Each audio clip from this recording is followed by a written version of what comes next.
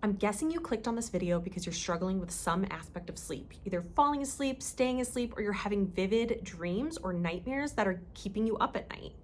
Getting enough sleep is essential to our productivity and our mental health.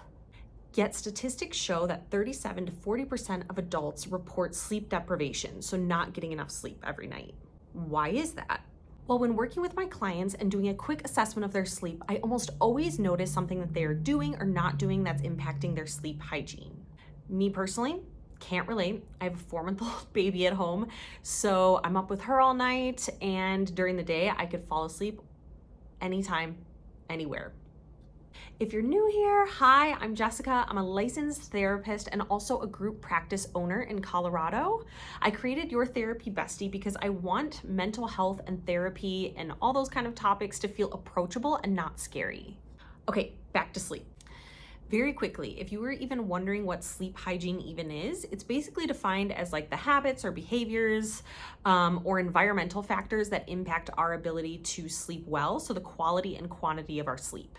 So if you are struggling with sleep and want to improve your sleep hygiene, listen up. Here are the do's and don'ts of sleep hygiene. And before you hear some of these and go like, yeah, Jessica, duh, that's an obvious one, I want you to really be honest with yourself. Ask yourself, how many of these things am I actually doing or not doing that are impacting my sleep? You might be surprised by how bad your sleep hygiene is.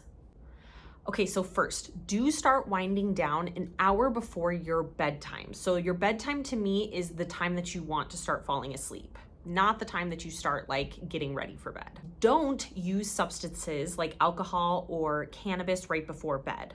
These can act as sedatives, so they might make us pass out. Like you might feel like, oh, having a drink or using cannabis before bed actually helps me fall asleep. Yeah, it might make you pass out, but it's not helping you get that good restorative REM sleep.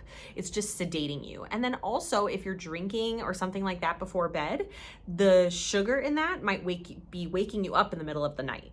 So I'm not saying if you're of age and you want to use substances, like I'm not trying to demonize them, but I'm just saying that they're not going to help your sleep if you're struggling with sleep. Next, do a more boring activity before bed. So some people, reading puts them right to sleep. Other people, if they're reading a book that they're super interested in, it might keep them up. So think about like what's an activity that does make you feel more calm, not more energized. So it could be reading or stretching or doing yoga, things like that. Folding laundry is another good one. Don't exercise, like do a hardcore exercise right before bedtime. Again, yoga might be kind of calming, but you're not gonna wanna like jump on a treadmill or lift weights because that actually gets our endorphins going, which wakes us up.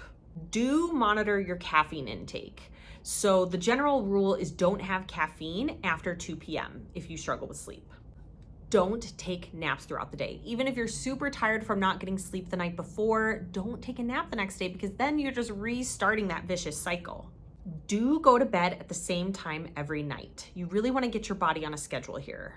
Don't hang out in your bed all day. So bed should equal sleep. It shouldn't equal laying in bed and reading all day, watching TV. If you're gonna do those things and wanna just lounge around, do that on the couch. Don't do it in your bed.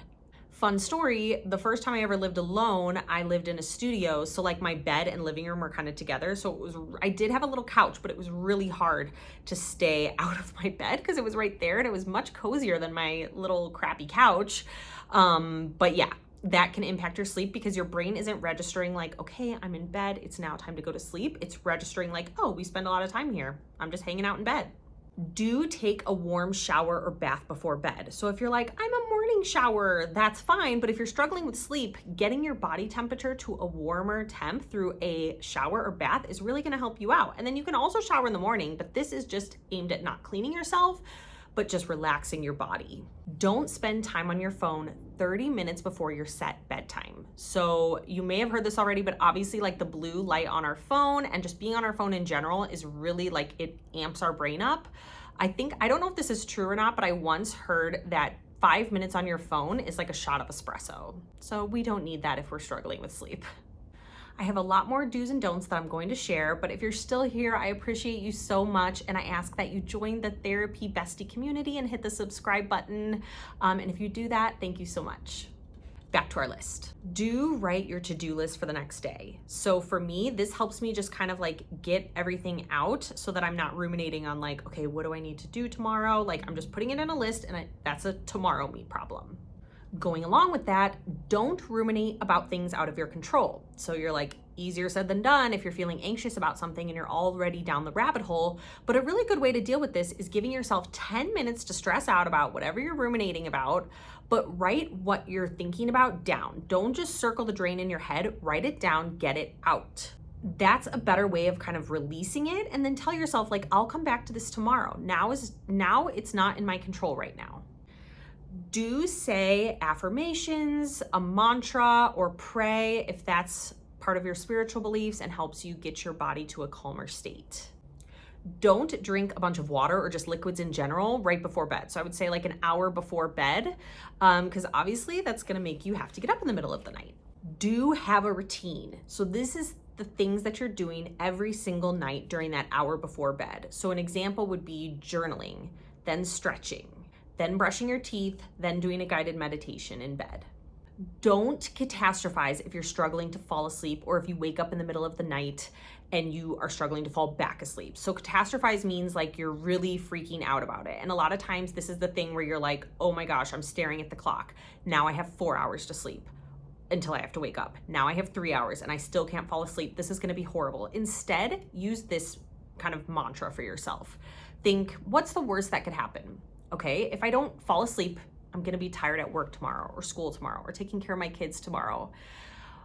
That would suck, but I'm gonna make it through and then I'll be extra tired for bed tomorrow. It's gonna be okay. That's a way of not catastrophizing. Like acknowledging, yes, it will be really annoying and hard if I'm tired for my responsibilities tomorrow, but it's not the end of the world. Do a guided meditation right before bed or if you wake up in the middle of the night. A guided meditation is something you can just look up on YouTube, like guided meditation for anxiety, guided meditation for sleep. And this is going to help you train your body to be in a more calm, relaxed state. I always recommend for clients who wake up in the middle of the night, doing one before bed, and then if they wake up, doing it in the middle of the night. And I've really gotten feedback from them that this is helpful. Don't give up after doing these things for only a short amount of time. Do seek help if needed from a therapist or a sleep expert or a doctor to rule out any possible medical conditions that might be preventing you from getting good sleep. Don't get overwhelmed. I know this is a lot of things, so just pick 1 or 2 to integrate into your schedule every month. So then in 6 months, you'll have really amazing sleep hygiene. There you have it. The do's and don'ts of sleep hygiene. I feel like this is a pretty extensive list, but if you have any others that you have thought of that I missed, please put them in the comments because people will need them if they're watching this video. So I appreciate you guys so much, especially if you're still here watching. Please subscribe and I will see you next time. Bye.